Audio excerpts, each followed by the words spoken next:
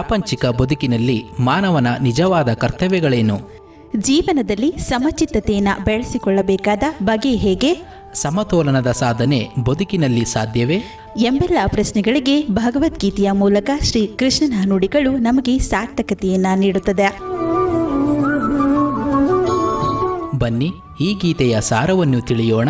ಶ್ರೀಮತಿ ನಾಗಶ್ರೀ ತ್ಯಾಗರಾಜ್ರವರ ಧ್ವನಿಯಲ್ಲಿ ಗೀತ ಸುನಾದ ಕಾರ್ಯಕ್ರಮ ತಪ್ಪದೆ ಕೇಳಿ. ಪ್ರತಿದಿನ ಬೆಳಗ್ಗೆ 8:35 ಮರುಪ್ರಸಾರ ಸಂಜೆ 6:30 ನಿಮ್ಮ ಜನಧ್ವನಿ ಬಾನುಲಿಯಲ್ಲಿ.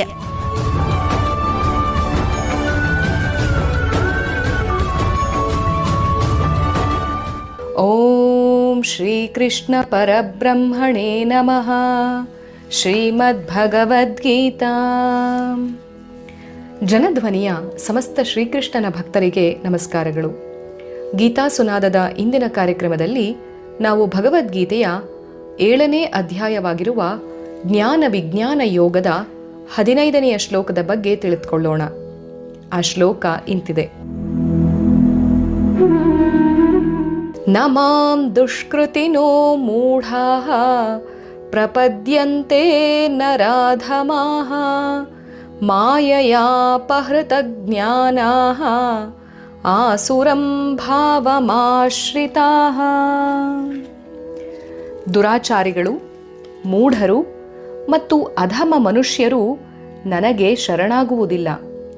ಅವರು ಆಸುರಿ ಸ್ವಭಾವದವರು.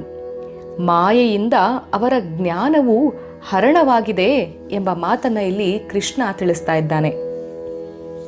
ಮಾಯೆಯನ್ನು ದಾಟುವುದಕ್ಕೆ ಅಸಾಧ್ಯ ಎಂದು ಹೇಳಿ ಅದನ್ನು ದಾಟಲು ಒಂದು ಉಪಾಯವನ್ನು ಕೂಡ ಇಲ್ಲಿ ಕೃಷ್ಣ ಹೇಳ್ತಾ ಇದ್ದಾನೆ.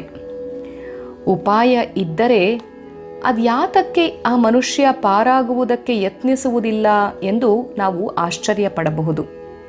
ಆದರೆ ನರಾಧಮರಲ್ಲಿ ಅಂದರೆ ನರರಲ್ಲಿ ಇರುವಂತಹ ಅಧಮರಲ್ಲಿ ಇರುವಂತಹ ಸ್ವಭಾವ ಭಗವಂತನಲ್ಲಿ ಶರಣಾಗುವುದಕ್ಕೆ ಬಿಡುವುದಿಲ್ಲ.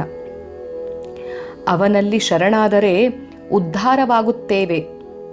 ಶರಣಾಗಲು ಹೋಗದೆ ಇದ್ದರೆ ಏನು ಮಾಡುವುದು?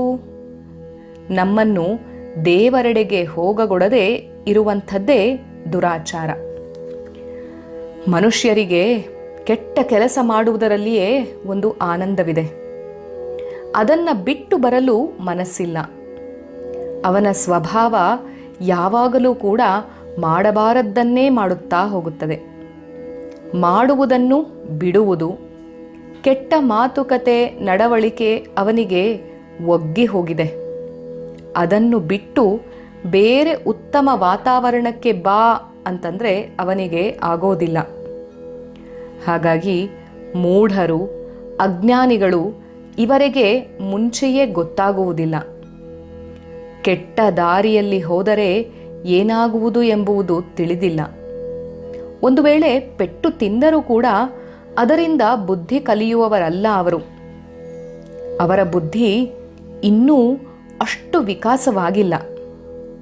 ಇತರರಿಗೆ ಆಗಿರುವುದರಿಂದ ಬುದ್ಧಿ ಕಲಿಯೋದಿಲ್ಲ, ಅಥವಾ ತಮಗೇ ಆದರೂ ಕೂಡ ಅದರಿಂದ ಬುದ್ಧಿ ಕಲಿಯೋದಿಲ್ಲ. ಅಧಮ ಅಂತಂದರೆ ತುಂಬ ಕೆಳಮಟ್ಟದಲ್ಲಿರುವಂಥ ಮನುಷ್ಯ. ಅವನು ಪ್ರಾಣಿಗಳಂತೆ ತಾತ್ಕಾಲಿಕ ತೃಪ್ತಿಯನ್ನು ಕೊಡುವುದನ್ನು ಮಾತ್ರ ಮಾಡ್ತಾನೆ. ಅವನ ರುಚಿ ಯಾವಾಗಲೂ ಕೂಡ ಕೆಳಮಟ್ಟದ್ದು. ದೇವರು, ಸತ್ಯ, ಧರ್ಮ, ಕರ್ಮ ಮುಂತಾದವುಗಳು ಅವನ ಮನಸ್ಸಿಗೆ ಹತ್ತುವುದೇ ಇಲ್ಲ. ಯಾರಾದರೂ ಅದನ್ನು ಹೇಳಿದರೆ ಕಿವಿಯ ಮೇಲೆ ಹಾಕಿಕೊಳ್ಳುವುದೂ ಇಲ್ಲ. ಹಿಂದೆ ಕಲ್ಲಿರುವ ಗೋಡೆಗೆ ಮೊಳೆ ಹೊಡೆದಂತೆ ಇದು. ಮೊಳೆಯೇ ಬಗ್ಗಿ ಹೋಗುತ್ತದೆಯೇ ಹೊರತು ಕಲ್ಲಿನೊಳಗೆ ಆ ಮೊಳೆ ಹೋಗೋದಿಲ್ಲ. ಹಾಗಾಗಿ ಈ ಪ್ರಪಂಚದಲ್ಲಿ ಇದೇ ಒಂದು ವಿಚಿತ್ರ. ಕುಡಿಯುವುದಕ್ಕೆ ಅಮೃತವಿದೆ, ಅದನ್ನು ಬಿಟ್ಟು ಕೊಳಕು ನೀರು ಕುಡಿಯುತ್ತಾನೆ. ತಪ್ಪಿಸಿಕೊಂಡು ಹೋಗುವುದಕ್ಕೆ ಬಾಗಿಲು ತೆರೆದಿದೆ, ಆದರೆ ಅದರ ಹತ್ತಿರವೇ ಹೋಗುವುದಿಲ್ಲ ಈ ಮನುಷ್ಯ. ತನ್ನ ಅದ್ಭುತವಾದ ಮಾಯೆಯಿಂದ ಈ ಪ್ರಪಂಚವನ್ನು ಸೃಷ್ಟಿಸಿ ಇದರಿಂದ ತಪ್ಪಿಸಿಕೊಂಡು ಹೋಗುವುದಕ್ಕೆ ಕೆಲವು ಬಾಗಿಲುಗಳನ್ನು ಇಟ್ಟಿರುತ್ತಾನೆ.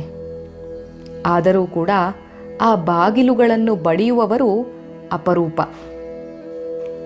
ಭಗವಂತನ ಮಾಯೆಯಲ್ಲಿ 2 ಸ್ವಭಾವಗಳಿವೆ. ಅದು ಒಂದು ಆಸುರಿ ಸ್ವಭಾವ, ಮತ್ತೊಂದು ದೈವಿ ಸ್ವಭಾವ. ದೈವಿ ಸ್ವಭಾವ ನಮ್ಮನ್ನು ಪ್ರಪಂಚದಿಂದ ಬಿಡಿಸುತ್ತದೆ. ಆಸುರಿ ಸ್ವಭಾವ ನಮ್ಮನ್ನು ಪ್ರಪಂಚಕ್ಕೆ ಕಟ್ಟಿಹಾಕುತ್ತದೆ. ಮೇಲಿನ 3 ಬಗೆಯ ಮನುಷ್ಯರು ಆಸುರಿ ಸ್ವಭಾವವನ್ನು ಆಶ್ರಯಿಸಿದವರು. ಆಸುರಿ ಸ್ವಭಾವದವರ ಜ್ಞಾನ ಅಪಹರಿಸಲ್ಪಟ್ಟಿದೆ. ಮುಂದೇನಾಗುವುದು? ನಾವು ಇಂತಹ ಕೆಟ್ಟ ಕೆಲಸ ಮಾಡಿದರೆ ಅದರಿಂದ ಬರುವ ಪರಿಣಾಮ ಎಷ್ಟು ಭೀಕರವಾಗುತ್ತದೆ ಎಂಬುದರ ಬಗ್ಗೆ ಯಾವುದೇ ಆಲೋಚನೆಯೇ ಇಲ್ಲದವರು ಈ ಅಧಮರು. ಈ ಹಿಂದಿನ 14ನೆಯ ಶ್ಲೋಕದಲ್ಲಿ ಮನುಷ್ಯನ ಬುದ್ಧಿಯನ್ನು ಆವರಿಸಿರುವಂತಹ ಮಾಯೆಯ ಬಗ್ಗೆ ವಿವರಿಸಿ ಅದನ್ನು ದಾಟುವಂತಹ ರಹಸ್ಯವನ್ನ ಭಗವಂತ ತಿಳಿಸಿದ್ದ. ಆದರೆ ಈ ಶ್ಲೋಕದ ಮೂಲಕ ಈ ಮಾಯೆಯನ್ನು ದಾಟಲು ಅಶಕ್ಯರಾದವರ ಬಗ್ಗೆ ಪರಮಾತ್ಮ ಹೇಳ್ತಾ ಇದ್ದಾನೆ. ಪರಮಾತ್ಮನು ಎಲ್ಲರ ಹೃದಯದಲ್ಲಿದ್ದರೂ ಕೂಡ ಮಾಯೆಯ ಬಲೆಗೆ ಸಿಕ್ಕಿಬಿದ್ದಿರುವ ದುಷ್ಕರ್ಮಿಗಳು ತಮ್ಮಲ್ಲೇ ಇರುವ ಪರಮಾತ್ಮನನ್ನು ತಿಳಿಯರು. ಮನಸ್ಸಿಗೆ ಸರಿಯಾದ ರೀತಿಯ ವಿವರಣೆಯನ್ನು ಕೊಡದಿದ್ದರೆ ಅದು ಮಾಯೆಯನ್ನು ಸರಿಯಾಗಿ ತಿಳಿದುಕೊಳ್ಳದು. ಮಾಯೆಯ ಶಕ್ತಿಯು ಎಷ್ಟು ಅಪಾರವಾದುದು ಎಂಬುದನ್ನು ಇಲ್ಲಿ ತೋರಿಸಿಕೊಡಲಾಗಿದೆ. ನರಾಧಮರು, ಮೂಢರು ಮತ್ತು ಅವಿವೇಕಿಗಳೂ ಆಗಿದ್ದು ಸದಾ ಆಸುರಿ ಪ್ರವೃತ್ತಿಯನ್ನು ಹೊಂದಿದ್ದು ಯಾವಾಗಲೂ ಮಾಡಬಾರದ್ದನ್ನೇ ಮಾಡುತ್ತಿರುತ್ತಾರೆ. ಮನುಷ್ಯನ ಹಿರಿಮೆಯು ಬುದ್ಧಿಯಿಂದಾಗಿ ಎಂಬುದು ನಮಗೆಲ್ಲರಿಗೂ ತಿಳಿದಿರುವ ವಿಷಯ. ಈ ಬುದ್ಧಿಯ ಮೂಲಕವೇ ಮನಸ್ಸಿಗೆ ವಿಕಾಸದ ಮೇಲಿನ ಹಂತಗಳನ್ನು ಏರಲು ಸಾಧ್ಯ ಮತ್ತು ಕೊನೆಗೆ ತನ್ನ ಆತ್ಮ ಸ್ವರೂಪವನ್ನು ತಿಳಿದುಕೊಳ್ಳಲು ಸಾಧ್ಯ. ಹಾಗಾಗಿ ಬುದ್ಧಿಯು ವಿವೇಕದಿಂದ ವರ್ತಿಸಬೇಕಾದರೆ ಅಲ್ಲಿ ಸತ್ವಗುಣ ಇರಬೇಕು. ತಮೋಗುಣವೇ ಜಾಸ್ತಿ ಇರುವಂತಹ ಬುದ್ಧಿಯು ಶರೀರ, ಮನಸ್ಸು ಮತ್ತು ಬುದ್ಧಿಗಳಲ್ಲೇ ತಾದಾತ್ಮ್ಯ ಭಾವವನ್ನು ಬೆಳೆಸಿಕೊಂಡು ಪಡಬಾರದ ಕಷ್ಟಗಳನ್ನು ಅನುಭವಿಸುತ್ತದೆ. ಅಂತಹ ಬುದ್ಧಿಯು ಮಾಡಬಾರದ್ದನ್ನು ಮಾಡುವಂತಹ ಪ್ರವೃತ್ತಿಯನ್ನೇ ಹೊಂದಿರುತ್ತದೆ.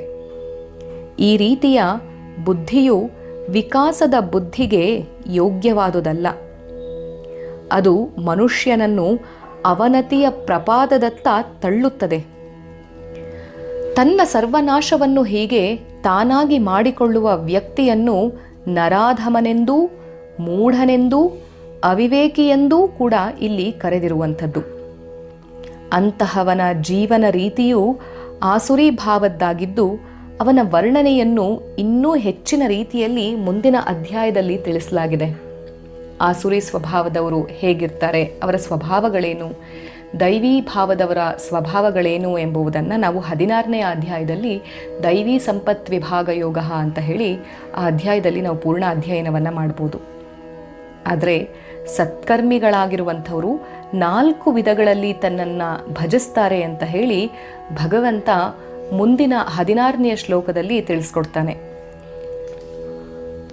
ಆ 16ನೇ ಶ್ಲೋಕದಲ್ಲಿ ಅದ್ಯಾವ 4 ವಿಧದ ಸತ್ಕರ್ಮಿಗಳು ಎಂಬುದನ್ನು ನಾವು ನಾಳಿನ ಶ್ಲೋಕದಲ್ಲಿ ತಿಳಿದುಕೊಳ್ಳೋಣ. ಅದಕ್ಕೂ ಮುನ್ನ ಇಂದಿನ ಶ್ಲೋಕಕ್ಕೆ ಅದ್ಯಾವ ಮುದ್ದುರಾಮನ ಪದ್ಯ ಸೂಕ್ತವಾಗ್ತದೆ ಗಮನಿಸೋಣ ಬನ್ನಿ. ಮರೆಯದಿರು ಮರೆಯದಿರು ಪಯಣವಿದೆ ನಾಳೆ ಮಗೆ, ಮರೆಯದಿರು ಮರೆಯದಿರು ಪಯಣವಿದೆ ನಾಳೆ ಮಗೆ, ಲೆಕ್ಕ ಚುಕ್ತ ಮಾಡಿ ನಗು ಹಗುರವಾಗಿ, ಲೆಕ್ಕ ಚುಕ್ತ ಮಾಡಿ ನಗು ಹಗುರವಾಗಿ, ತುರುಕದಿರು ಬೇಕಿರದ ಸರಕುಗಳ ಪೆಟ್ಟಿಗೆಗೆ, ತುರುಕದಿರು ಬೇಕಿರದ ಸರಕುಗಳ ಪೆಟ್ಟಿಗೆಗೆ, ತರವಲ್ಲ ಚಿಂತೆ ಹೊರೆ ಮುದ್ದು ರಾಮ, ತರವಲ್ಲ ಚಿಂತೆ ಹೊರೆ ಮುದ್ದು ರಾಮ. ಹಾಗಾಗಿ ನಮ್ಮ ನಾಳೆಯ ಪಯಣ ಇರೋದನ್ನು ನಾವು ಮರಿಕೂಡ್ದು. ನಾಳೆ ಪಯಣವನ್ನು ಹಗುರಾಗಿ ಸಾಗಬೇಕು ಅಂದರೆ ಇಂದೇ ಅದೆಲ್ಲದರ ಲೆಕ್ಕವನ್ನು ಚುಕ್ತ ಮಾಡಿ ಹಗುರಾಗಿ ನಡೀತಾ ಇರಬೇಕು. ಬೇಕಿರದಂತಹ ಯಾವುದೇ ಬೇಡವಾಗಿರುವಂತಹ ಸರಕುಗಳ ಪೆಟ್ಟಿಗೆಗಳನ್ನು ನಾವು ಈ ಮನಸ್ಸಿನೊಳಗಡೆ, ಈ ಭಾವನೆಯೊಳಗಡೆ ತುರುಕಿಕೊಳ್ಳದೆ, ಚಿಂತೆಯ ಹೊರೆಯನ್ನು ಹೊತ್ತುಕೊಳ್ಳದೆ ಸದಾಕಾಲ ಹಗುರಾಗಿ ನಗುನಗುತ್ತಾ ಸಾಗಿದಲ್ಲಿ ನಾಳೆಯ ಪಯಣವೂ ಕೂಡ ಅಷ್ಟೇ ಸಾರ್ಥಕತೆಯಲ್ಲಿ ಸಾಗಲಿದೆ ಅನ್ನುವಂಥ ಮಾತನ್ನೇ ಮುದ್ದುರಾಮನು ಕೂಡ ಕೃಷ್ಣನ ಮಾತಿನೊಂದಿಗೆ ಜೋಡಿಸ್ತಾ ಇದ್ದಾನೆ. ಹಾಗಾಗಿ ಆಸುರಿ ಪ್ರವೃತ್ತಿಯಲ್ಲಿರದೆ ಒಂದು ಸಾತ್ವಿಕತೆಯ ಪ್ರವೃತ್ತಿಗೆ ಬಂದಾಗ ನಾವು ಶರಣಾಗತರಾಗುವುದು ಬಹಳ ಸುಲಭ ಅನ್ನುವಂಥ ಅಂಶವನ್ನೇ ಈ ಮುದ್ದುರಾಮ ಮತ್ತು ಕೃಷ್ಣ ಇಬ್ಬರು ತಿಳಿಸ್ತಾ ಇದ್ದಾರೆ. ಅತ್ತ ಕಡೆ ನಮ್ಮ ಚಿತ್ತ ಹರಿಸೋಣ. ಸರ್ವಂ ಶ್ರೀ ಕೃಷ್ಣಾರ್ಪಣಮಸ್ತು. ಶ್ರೀ ಗುರುಭ್ಯೋ ನಮಃ. ಹರಿ ಓಂ.